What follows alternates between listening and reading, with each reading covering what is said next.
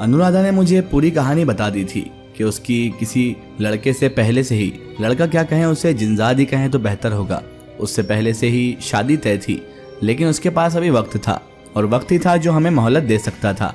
इसीलिए बेहतर यही था कि अभी अनुराधा नाटक करे। उसने मुझे सारी कहानी बता दी थी, सारी मुश्किलात बता दी थी और अब हम दोनों उस चीज़ का हल निकालने के लिए लगे हुए थे।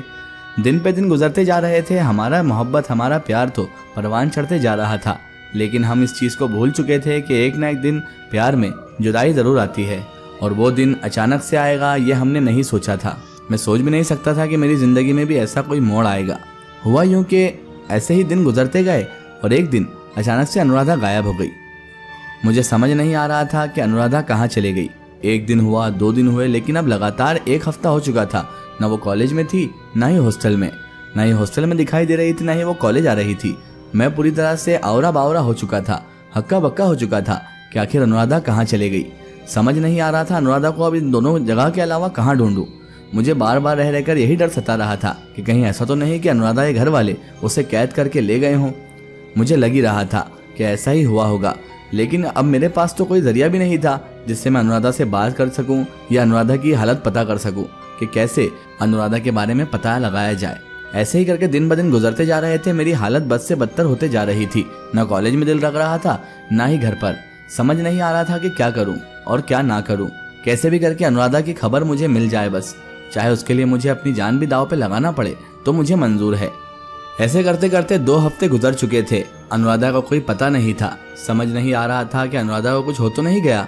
दिमाग में तरह तरह के वसवसे आ रहे थे, तरह तरह के ख्यालात आ रहे थे, लेकिन मैं कर भी क्या सकता था। मैं कोई जिन्नात तो था नहीं, जोड़कर उनकी दुनिया में चला जाता और पता कर लेता कि अनुराधा को क्या हुआ है। हो ना हो इसमें जिन्नाती दुनिया का ही कोई ताल्लुक था, वरना अगर वो यहाँ होती तो मुझसे मिले बगैर वो भी नहीं रह पाती। मैं बस शिद्दत से उसे याद किए जा रहा था।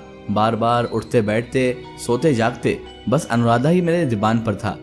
मैं यही सोचता था कि मेरी अनुराधा मुझे धोखा नहीं दे सकती, मेरी अनुराधा ऐसी नहीं हो सकती। लेकिन बार बार दिल में यही ख्याल आ रहा था कि हो सकता है अनुराधा का ये मुझसे दिल भरा गया हो, वरना वो कोई ना कोई हिंट, कोई ना कोई सुराग तो छोड़ती, कुछ ना कुछ तो मेरे लिए खबर छोड़ती। इतने दिन हो गए वो मुझसे मिलने तक ना आई, ना ही उसने एक झलक अपनी दिखाई। अब मैं क्या करूं? इसी तरह दिन पर दिन गुजरते जा रहे थे। मेरी मायूसी का आलम और ज़्यादा बढ़ता जा रहा था। रह रहकर अनुराधा की हर बात मुझे सता रही थी, हर बात याद आई जा रही थी। कभी उसका हंसना, कभी उसकी बातें करना और उसका वो बचपना, उसकी वो बच्चों जैसी हरकतें मुझे बार बार रुलाए जा रही थी। मैं रात को रोकर सोता, सुबह उठता, उसकी याद आती और फिर रोने लग जाता। हालत बहुत ख़राब हो चुकी थी। ऐसा लगने लगा था जैसे मेरे जिस्म का कोई हिस्सा मुझसे अलग कर दिया गया हो। और अगर मैं बात करूं सही सही तो ऐसा लग रहा था मेरा दिल मेरे अंदर मौजूद ही नहीं है। ये तो एक जिस्म का खाली हिस्सा है जो धड़क रहा है, असल दिल तो अनुराधा के पास चला गया है। ऐसे ही एक दिन मैं मायूस होकर कॉलेज जा रहा था, तभी रास्ते में मुझे एक लड़की ने हाथ दिया।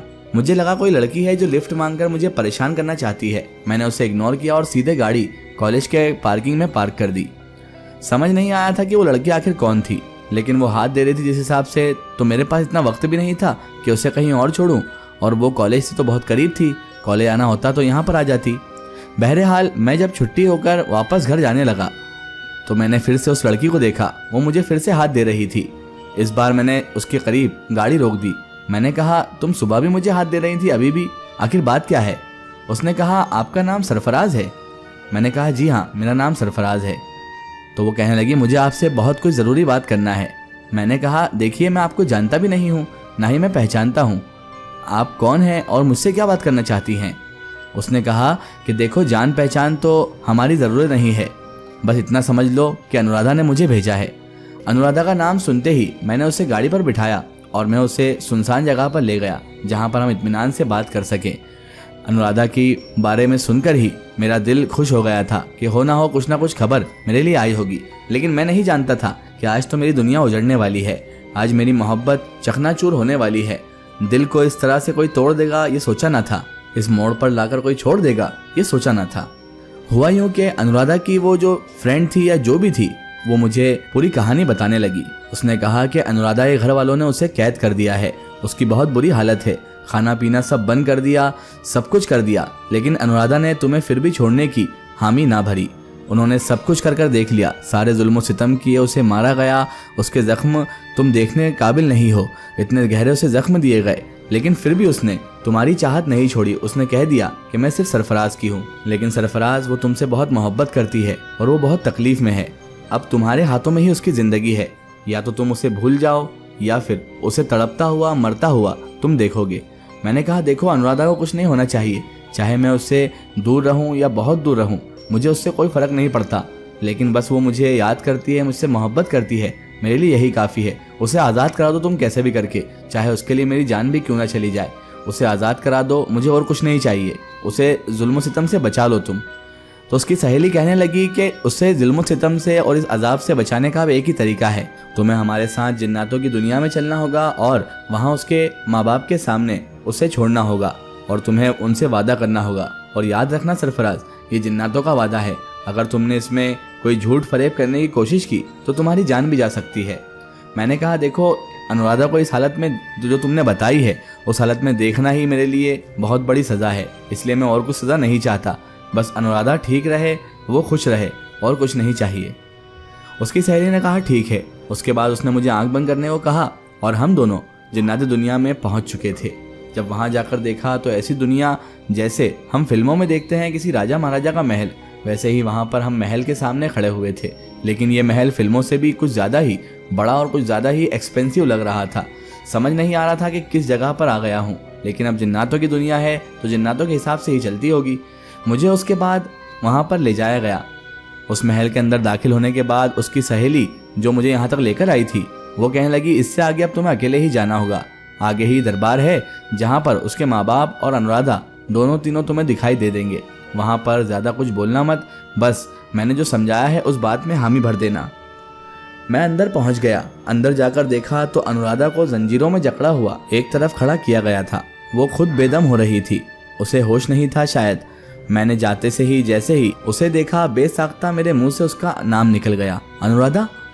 जैसे ही उसने मेरी आवाज़ सुनी वो फटाक से होश में आ गई और कहने लगी सरफराज तुम यहाँ क्या कर रहे हो, तुम्हें यहाँ नहीं आना चाहिए था, ये लोग अच्छे नहीं हैं, ये तुम्हें नहीं छोड़ेंगे। मैंने कहा अनुराधा मैं तुम्हें छुड़ाने आया हूँ, मेरी जान की मुझे कोई भी परवाह नहीं है, इस तरह तुम्हें जुल्म सितम में देखकर मैं कौन सा खुश रह लूँगा, इससे अच्छा यही है कि हम जुदा हो जाएं। उसके वालिद, उसके पिता जो सामने खड़े हुए थे, वो मुझे देखकर मुस्कुराने लगे और कहने लगे अच्छा तो तुम ही वो आदमजाद जिसने हमारी बच्ची को गुमराही पर डाल दिया है, जिसने हमारी बच्ची को झूठी मोहब्बत में फंसाकर इस हालत तक पहुंचा दिया है और झूठी मोहब्बत झूठे प्यार के जाल में फंसाकर अपने माँ बाप के ही खिलाफ कर दिया है। मैंने कहा देखिए आप मोहब्बत के बारे में कुछ नहीं जानते, मोहब्बत कोई किसी के खिलाफ नहीं करती, बल्कि आप लोग मोहब्बत के खिलाफ हैं। अगर आप चाहते तो किसी और तरीके से भी ये सब मामलात हल कर सकते थे, लेकिन आपने अपनी बच्ची को इतनी तकलीफ दे दी। देखिए उसके जिस्म पर जख्म। अनुराधा दूर खड़े होकर रो रही थी। उसके पिता कहने लगे तुम मुझे मत सिखाओ, यहाँ की दुनिया के रिवाज ऐसे ही हैं, यहाँ के कानून तुम्हारी दुनिया के कानून जैसे नहीं है। वहाँ तो अपराधी फरियादी बन जाता है, फरियादी अपराधी बन जाता है, यहाँ पर ऐसा कानून नहीं है। यहाँ पर जो भी गुनाह करता है उसे सजा मिलती है, इसीलिए तुम हमें कानून मत सिखाओ, यहाँ क्या करने आए हो ये बताओ। मैंने कहा देखिए आपको मुझसे तकलीफ है ना, तो मुझे जितना नुकसान पहुँचा सकते हैं पहुँचा दीजिए, अनुराधा को छोड़ दीजिए। तो वो कहने लगे हमारे कानून हमें ये इजाज़त नहीं देते कि हम किसी आदमजात को बेफिजूल नुकसान पहुंचाएं। अगर तुमने हमारी बेटी के साथ कुछ गलत किया होता तो हम ज़रूर तुम्हें सज़ा देते, लेकिन अब हमारी बेटी से ही हमारी जंग चल रही है तो हम क्या करें।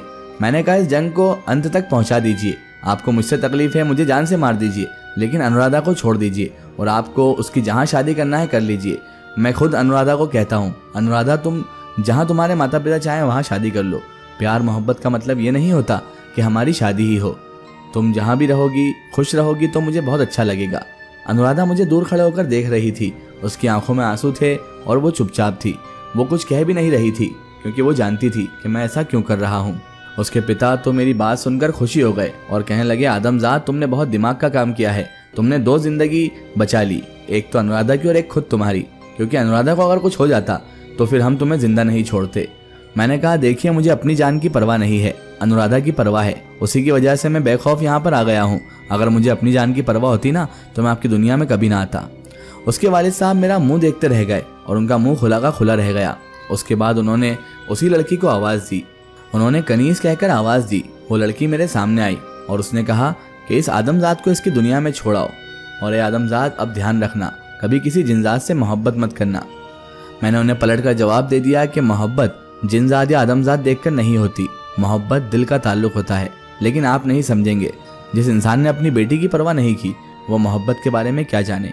इतना कहकर हम बाहर निकल आए और महल के बाहर निकलते से ही उसकी सहेली ने मुझे जो चीज़ बताई उसने मेरी आत्मा तक हिला दी, क्योंकि उसकी सहेली ने मुझे बाहर आकर सच बताया। वो कहने लगी, सरफराज देखो, मुझे माफ़ करना, लेकिन ये सब मैंने इसलिए किया क्योंकि अनुराधा ने ही कहा था कि अगर मुझे कुछ हो गया तो मेरे वालिद, मेरे माता पिता सरफराज को मार देंगे। इसीलिए सरफराज को यहाँ ले आओ और ये सब उससे करवा दो ताकि उसकी जान बच जाए। मैंने कहा, अनुराधा ने तो मुझ पर एहसान कर दिया, मैं तो ये सोच रहा था कि मैं उसकी जान बचाने आया हूँ, लेकिन अनुराधा ने तो मेरी जान बचाई है। उसके बाद मैं अपनी दुनिया में तो आ गया, लेकिन मेरा दिल हमेशा हमेशा के लिए जिन्नातों की दुनिया में अनुराधा के पास रह गया। आज भी मैं उससे मोहब्बत करता हूँ, बेइंतहा मोहब्बत करता हूँ, और आज भी ख्वाबों में हमारी मुलाकात होती है और मुझे ये पता है कि वो ख्वाब नहीं बल्कि हकीकत है।